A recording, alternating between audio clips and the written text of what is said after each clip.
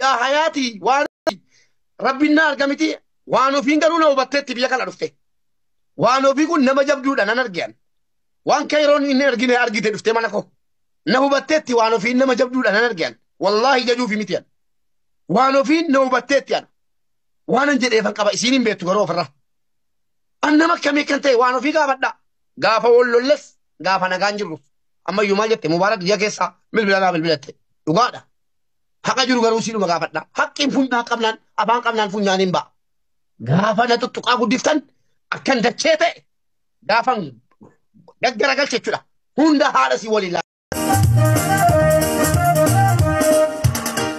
فولي خنكي برني إفا أتورتي سيكا خفلا خيتي تلا ملماتي جبروندا سجاجي زينبا موتي فولي خنكي برني إفا أتورتي سيكا خفلا خيتي تلا ملماتي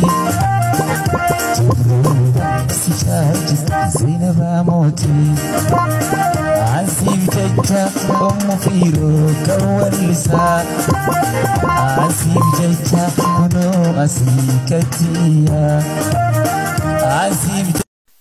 Are you talking English? Yes, over. Okay, what is this? Oh, this is a number. Number. How much is number? How much is number? Good sector of this is 1999. Okay, yes, okay. This 1887. Okay. 11. Toko untuk mana sih? Tanu jalan apa dekana? What? Oh, Tokuma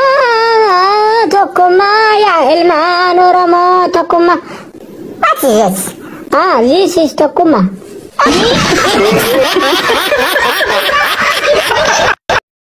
دنيا آخرة تاني سنغافة جيرينيا كيسا بيا دنيا جيرينيا كيسا تاو ilmo keetiin naaf baasu rabbi akkati haadha kiyya takkaati kiyya namni naannoo yoo argeen beeku si baasuun danda'a suuraasi anuu suuraa wajjin hin qabu suuraan wajjin kee jennaan didde haati kiyya warra guumaatu beeka haadha koo abbaa koo haati koo abbaan koo akka jaritti beekanu lakki akkati jedhaa jirtu miti haadha muslimaati abbaa muslimaati warra masginni waqtiin tokko jalaan darbine abbaan kooti haati koo anis ikkoo gadi beeka tar ada ko arabsitu ke abba ko rastu wantan godhen jiru sila ilmoon ajaan jedhan haadha abbaa arabsiftii jedha oromoon amma immoo badii tokko malee haadha abbaa dhaqanii arrabsu jammarame hadha kolfuu dandeessa jala teessee hundike rabbi gurra keetiin si haa gaafatu warra dhaxxanii dhaggeeffattanullee gurra keessanii si haa gaafatu rabbitti sin dhiifadhe kan rabbiitu caalaa jechuudha waa'ee haadha abbaa gooti kan koo immoo xiqqaan maaf nama xiqqeessa jennaan xiqqeenya isaatiifi jedhan warri keetu sirraan saalfanne ammaalan sirraa saalfadha warri si uumeeyyuu si dhalcheeyyuu akka naannoottis akka oromummaattis sirraa saalfataan jiranu ittiin tas naannaa jiru na arrabsi halkanii guyyaa na arrabsi rakkoon qabuan I don't care kan kaleessas kana ni madde haadha kiyya abbaa kiyya irraa naadawwaa warra du'anii jiran jedhee akkana jedhee miti haadhaaf abbaa kiyya irraa haadha saana takkana godhe abbaa saana takkana godhe jechuu isinitti tollaan dhaggeeffataartu miti warra argaan keenya fuuldura rabbiitti dhageessanii abbaa beekuutu beeka waa'ee kooti yaa sheeka dhagaa jirtu dhageessanii yaa sheeka dhagaa jirtan haadha kiyya arrafama isinumtu rakkoo qabdu sheekni kanan beeku gadi ba'ee waa namarraa okay akkas godhaatii gaffudhaa rabbii keessanii jalaa tiktook irra deemnaa nama ilmoo walirraa qabu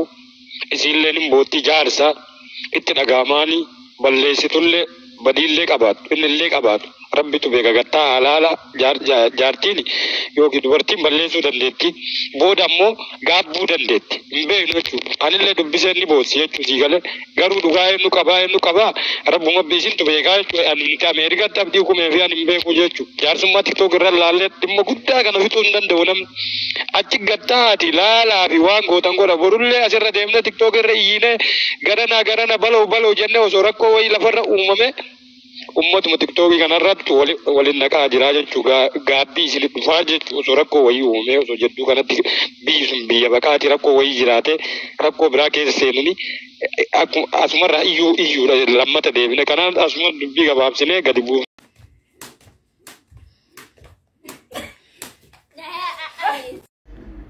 Wow, Ready Adam, congratulations, baga itisingee. Wah, aboo kun immoo hoolaan maal godhata?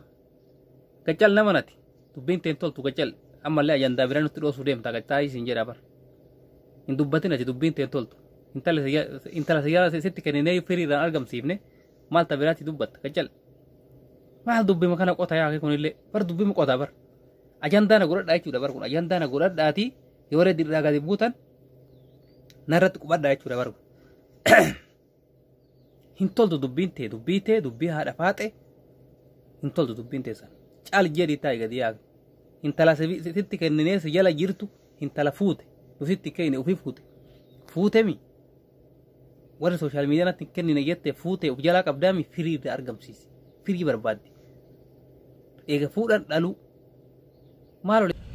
maal goota gaa hireedha hireen fixeensa ganamaatiin jenne Oromoon akkanuma nalaalaa gubattan ganam tokko jiruun tun jiruutii jegaan tanan aqoodee rabbiin ati moota siiqote gaallaa waalam meebi tiktaakar rabbahan ilmaan obboleettii keessan gurgurtanii bartan aboshee ana waariin gaafata gurbaan tokko abbaan koo kana birrii kana jennaan ani immoo birrii kana malee jedhee abbaa kootii wallolle jedha obboleettii irratti abbaan gar tokko gurguruu barbaada obboleessi kun sibira malee ana biraa miti kun eegale birrii Itoophiyaa 5,000 inni kaa hidhamte jedhani maal jecha kan rabbii dhiise. Taaptaan maaliif hin goone taaptaan kana akkasiin gadi wanni hin jenne.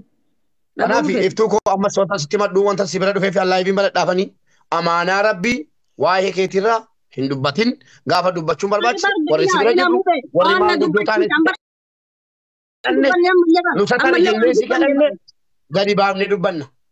Ilaa ammallee waan dubbanne maal jedhee ilaa manna dubbachiisi takkaamuu bee dubbatte waan ambar amaanaa qaba.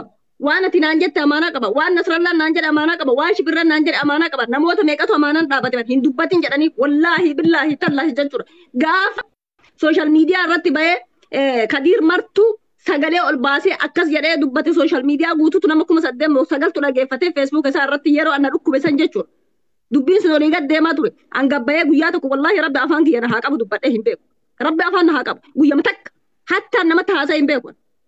maal god rabbii kiyya jedhe ani waan kana keessa hin jiru.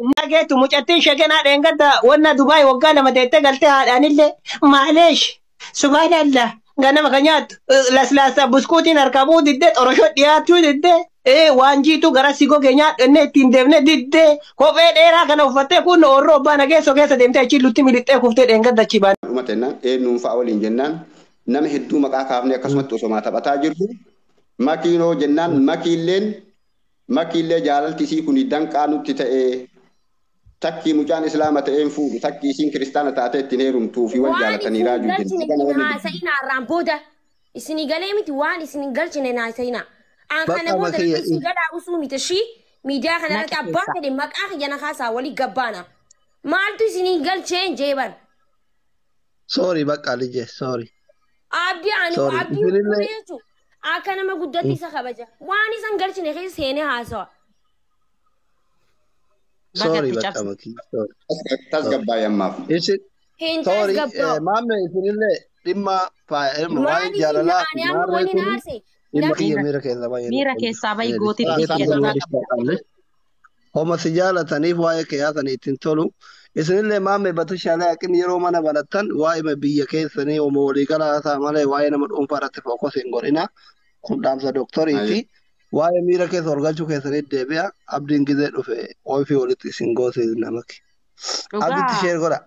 Asli bagay matte maalidhaa fi dhimma nama dhuunfaa kaasanii dubbachuun beektaan barbaachisu. Keessattuu makii jechuun ullaa ija uummata Oromoo tuquu jechuudha. Qaldimatti illee qalladamuu hin qabdu dhugaa.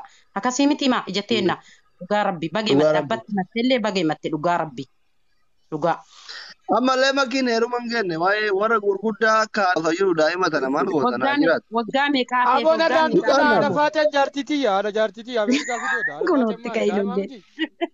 Warra gurguddaa irraa haasaa malee makiin dhugaa rabbi hin kenne daa'ima barti qoraanota beektanii as jirti. Mana wattaadaraatti